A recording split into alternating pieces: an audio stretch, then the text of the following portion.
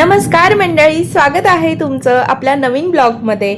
आजचा ब्लॉग माझ्यासाठी खूपच स्पेशल आहे, कारण आज आम्ही पहिल्यांदाच प्रियांशीला घेऊन बाईकवर लोणावळ्याचा सुंदर प्रवासाला निघालो आहोत। खरं सांगायचं तर हा फक्त प्रवास नाही, तर आमच्यासाठी एक सुंदर आठवण बनणार आहे। दुपारचा छान नाश्ता करून आम्ही प्रवासाला सुरुवात केली।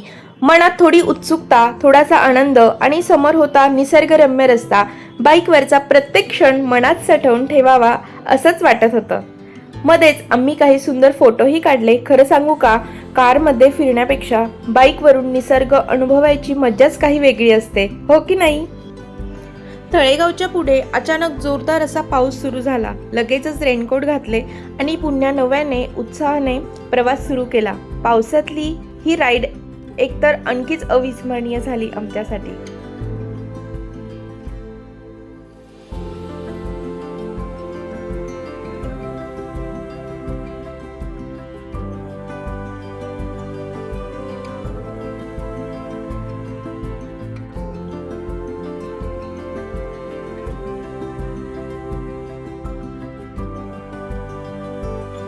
प्रियांशीला मॅप्रो गार्डन दाखवायचं होतंच, पण आम्हालाही तिथलं प्रसिद्ध फूड टेस्ट करायचं होतं।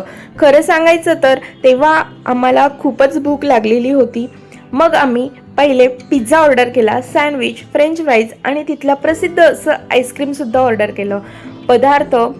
पदार्थाची चव इतकी अप्रतिम होती। विशेष म्हणजे इटालियन पिझ्झाचा बेस खूपच सॉफ्ट आणि फ्रेश होता। मी सुद्धा डाएटवर आहे, पण आजचा दिवस माझा चीट डे असल्यामुळे मनसोक्त असा फूड एन्जॉय केला मी। खरं तर मला आईस्क्रीममध्ये ना आईस्क्रीम स्ट्रॉबेरी विथ आईस्क्रीम असं हवं होतं, बट तिथे उपलब्ध नव्हतं। म्हणून स्ट्रॉबेरी आईस्क्रीम घेतलं आणि करणने चॉकलेट विथ आईस्क्रीम घेतलं।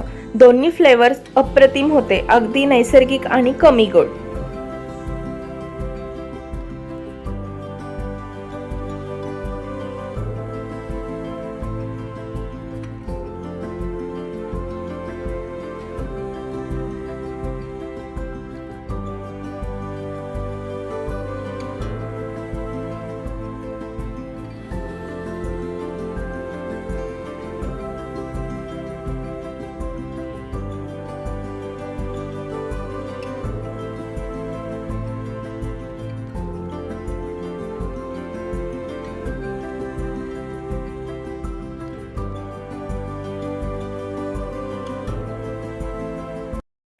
प्रियांशीनेही तिच्या आवडीचा पिझ्झा आणि आईस्क्रीम एन्जॉय केलं।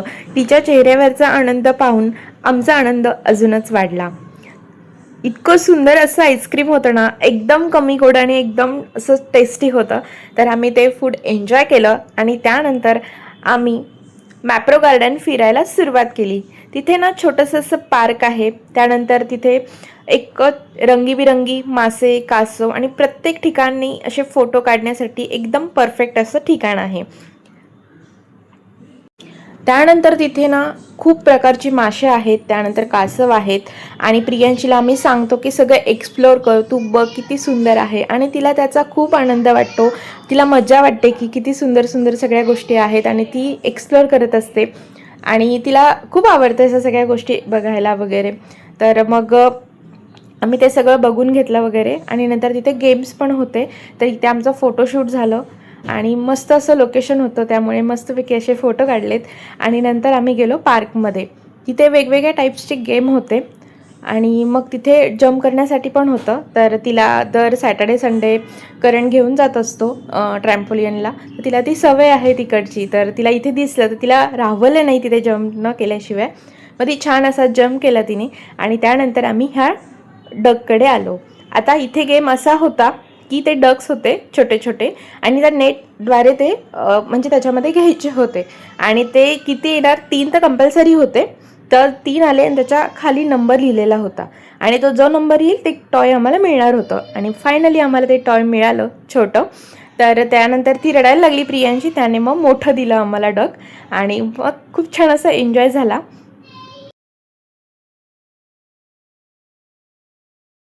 आता वेळ होती लोणावळ्याची ओळख असलेली सुप्रसिद्ध चिक्कीची। लोणावळ्याला आलं आणि चिक्की घेतली नाही असं कसं होईल का? आम्ही वेगवेगळ्या फ्लेवर्सच्या चिक्की, चॉकलेट्स आणि प्रियांशीसाठी काही गोड सरप्राइजेस घेतले. आणि हो, लोणावळ्याच्या प्रसिद्ध पेरू तर माझा हा फेवरेट आहे. तो घेतल्याशिवाय आमचा प्रवास पूर्णच झाला नसता. त्यामुळे चिक्की वगैरे सगळे घेऊन झाल्यानंतर तिला जे आवडतं ते चॉकलेट सगळे घेतले आणि त्यानंतर आम्ही मग फ्रूट्सकडे गेलो.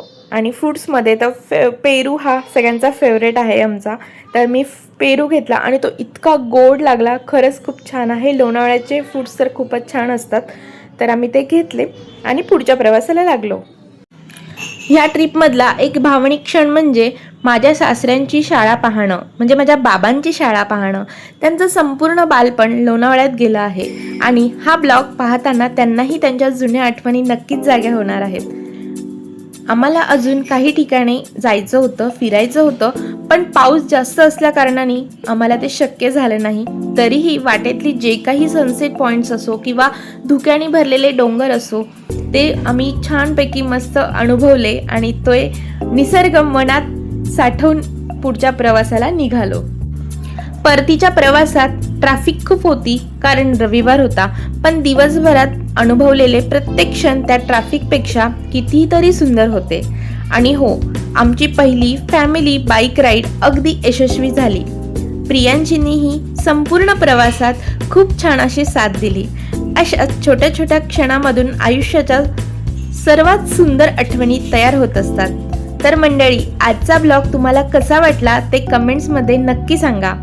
व्हिडिओ आवडला असेल तर लाईक करा, चॅनलला सबस्क्राईब करायला विसरू नका आणि आपल्या कुटुंबासोबत हा ब्लॉग नक्की शेअर करा. पुन्हा भेटू एका नवीन प्रवासात. तोपर्यंत काळजी घ्या. Bye bye.